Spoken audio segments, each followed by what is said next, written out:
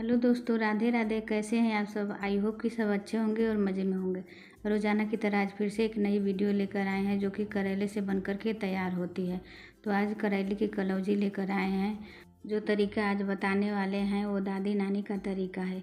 बहुत ही आसान तरीके से हम आज कलौजी बनाएंगे और बिना कड़वा लगे और बहुत ही कम तेल में इसे बना करके तैयार करेंगे। तो यहाँ पर हमने छोटे करेले का यूज किया है, 7 से 8 हमने करेले का यूज किया है। जितना आपको कलौजी बनाना है उस हिसाब से करेले को आप ले सकते हैं। तो करेले के जो डंठल है उसे थोड़ा थोड़ा हमें काट करके निकाल देना है। तो आप वीडियो में देख सकते हैं ना कि हम किस तरह से इसके डंठल को निकाल रहे हैं। तो सारे करेले के डंठल को इसी तरह से निकाल लेना है। अब इसे हमें हल्का हल्का छील लेना है। बहुत ज़्यादा छीलने की ज़रूरत नहीं है, सिर्फ हल्का हल्का ही छीलना है ताकि ये पकने में आसानी से पक सके। तो यहाँ पर हम इसे छील करके तैयार कर लेंगे। तो यहाँ पर आप देख रहे हैं ना कि हम बहुत ज़्यादा इसका छिलका नहीं उतार रहे हैं। तो इसी तरह से हल्का हल्का सारे करेलों को हमें छील करके तैयार कर लेना है। तो यहाँ पर हमने सारे करेले को छील लिया है। अब इसे हम बढ़िया से धुल लेंगे। तो हमने इसे 2 से 3 पानी से करेले को अच्छे से धुल लिया है। अब इसमें हम कट लगाएंगे। इसी तरह से सारे करेले में हमें कट लगा देना है। और इस तरह से आप फैला करके देख लें कि इसमें कीड़े तो नहीं हैं, क्योंकि करेले में कीड़े भी रहते हैं। तो इसी तरह से हमें सारे करेले को काट करके तैयार कर लेना है। एक तरफ से काटना है, एक तरफ से करेले जुड़े रहें। अब करेले के बीज को हम उंगली की मदद से निकाल लेंगे। आप चाहें तो इसे चाकू की मदद से भी निकाल सकते हैं। तो इसी तरह से सारे करेले के बीज को हम निकाल लेंगे। आप बीज का भी यूज कर सकते हैं। इसे दरदरा पीस करके भून कर इसमें आप ऐड कर सकते हैं। तो हमने यहाँ पर देख सकते हैं ना कि सारे करेले के बीज को निकाल लिया है। करेले के बीज को हम फेंकेंगे नहीं, इसे सब्जी में यूज करेंगे। और जो करेले को हमने काट करके तैयार किया है, अब इसे हम मैरिनेट करेंगे। तो ऊपर से थोड़ा सा हम नमक छिड़केंगे। तो सारे करेले पर हमें नमक छिड़क देना है। थोड़ा सा हल्दी पाउडर भी छिड़क देना है और हाथों की मदद से इसे बढ़िया से मिला लेना है ताकि सारे करेले पर नमक और हल्दी अच्छे से लग जाए। इस तरह कर देने से जो करेले का कड़वापन होता है वो दूर हो जाता है। तो इस प्रोसेस को करना ज़रूरी है। नमक और हल्दी को बढ़िया से मिलाने के बाद इसे 10 मिनट तक ऐसे ही छोड़ देंगे। तब तक चलिए दूसरी तैयारी कर लेते हैं। तो हमने यहाँ पर 5 परवल लिया है। परवल के डंठल को हम इसी तरह से काट के अलग कर लेंगे। परवल को हमने पहले ही धुल लिया था। तो हम करेले के साथ परवल की भी कलौजी बनाएंगे। करेले की कलौजी को इस तरह से बनाएंगे कि इसमें थोड़ा भी कड़वापन नहीं रहेगा। तो इसीलिए हम यहाँ पर परवल का यूज़ कर रहे हैं। तो एक ही मेहनत में हमें 2 तरह की कलौजी बना करके हम तैयार कर सकते हैं। तो अब इसे भी हम बीज से कट कर लेंगे और परवल के बीज को हमें निकालना नहीं है।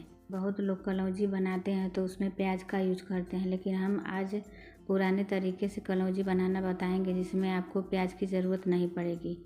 अब कलौजी के लिए हम मसाला तैयार करेंगे। इसके लिए हमने यहाँ पर 1 बड़े चम्मच से जीरा लिया है, 2 चम्मच सौंफ डालेंगे और 3 चम्मच हमने काली सरसों ली है। आपके पास जो भी सरसों हो उसका यूज कर सकते हैं।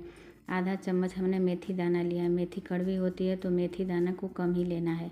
3 से 4 चम्मच हमने साबुत धनिया ली है।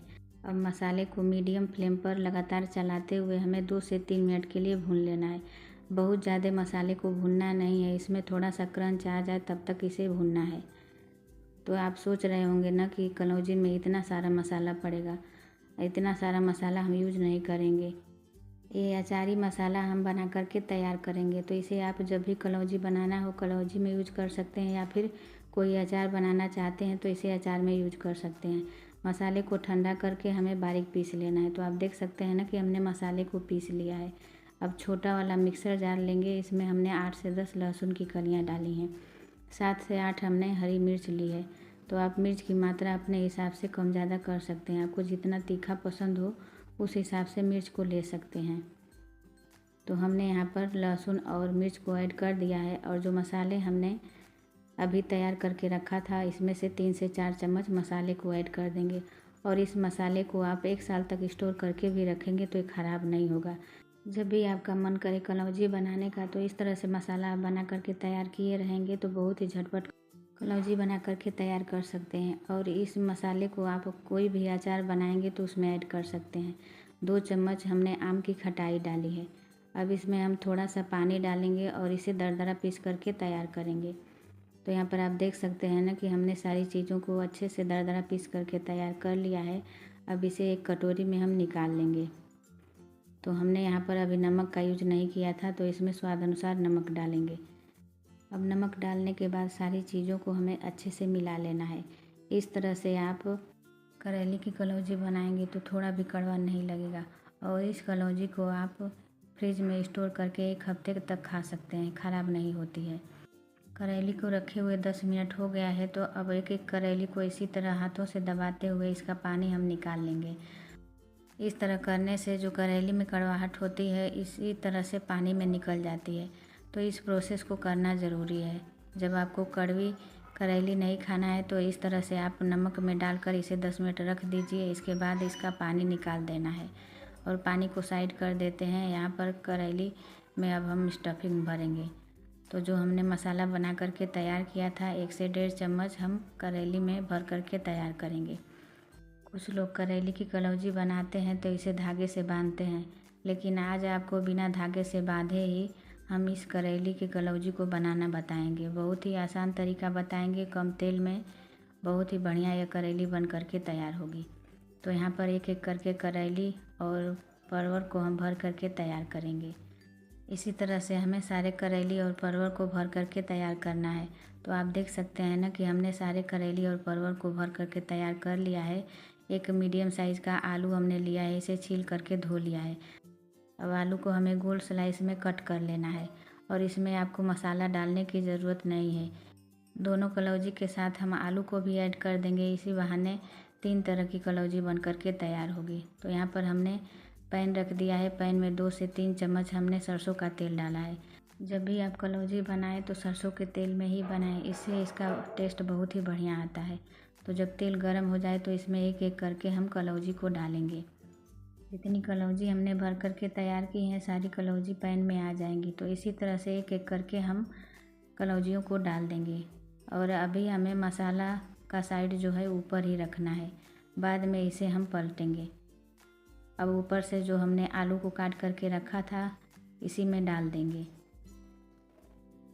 तो हमने सारे कलौंजियों को रख दिया है। अब इसे ढककर 3 से 4 मिनट तक पकाएंगे। 4 मिनट हो गया है। अब कलौंजी को हम टर्न कर लेंगे। तो इसी तरह से हम सारी कलौंजी को एक एक करके दूसरी साइड पलट देंगे ताकि ये बढ़िया से चारों तरफ से सीख सके। जब भी आप कलौंजी बनाएं तो मीडियम टू लो फ्लेम पर ही बनाएं, तभी आपकी कलौंजी बढ़िया से पक कर के तैयार होगी और जलेगी भी नहीं। हाई फ्लेम पर पकाएंगे तो ऊपर से जल जाएगी और अंदर से कच्ची रह जाएगी। तो यहाँ पर हमने सारी कलौंजी को पलट दिया है। अब इसे 2 से 3 मिनट के लिए फिर से ढक देंगे। तो आप देख सकते हैं ना कि कलौंजी का कलर पहले की अपेक्षा चेंज हो गया है और मैंने मसाले का जो हिस्सा था उसे नीचे कर दिया था, बहुत ही बढ़िया से सिक गया है। अब एक एक करके सारी कलौंजी को हम फिर से पलट देंगे और इस तरह से हमने इस कलौंजी को बनाया है, फिर भी मसाला बाहर नहीं निकला है। हमने धागा का यूज नहीं किया है, फिर भी यह कलौंजी बहुत ही बढ़िया से बन करके तैयार होगी। तो इसी तरह से सारे कलौंजी को हम अलट पलट देंगे और इसे 2 मिनट के लिए फिर से ढक देंगे। तो यहाँ पर देख सकते हैं ना कि हमारी यम्मी और टेस्टी कलौंजी बन करके तैयार हो गई है। हल्का फुल्का इसे फिर से हम पलट देंगे और यहाँ पर एक ही साथ हम 3 तरह की कलौंजी को बना करके तैयार किए हैं। अब चलिए चलते हैं इसे सर्व करने के प्रोसेस में। तो कलौंजी को हम एक प्लेट में सर्व करेंगे। तो देखने में कितना टेम्पटिंग लग रही है।